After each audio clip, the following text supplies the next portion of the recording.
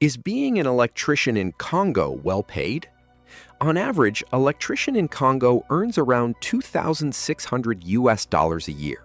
That is the average electrician salary in Congo before tax, but tax takes a share and leaves $2,200 after tax.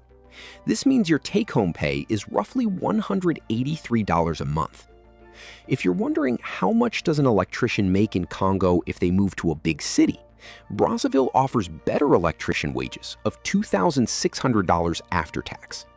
Pays outside Brazzaville drops to a lower level, but lower living costs often balance that out.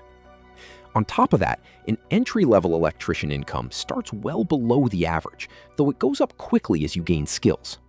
Your electrician pay will plateau later unless you step up your role.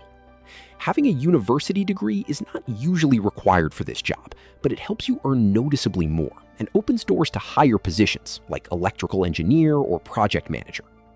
Having extra technical certifications adds to your income, so specializing in high voltage systems helps you bring home substantially higher pay.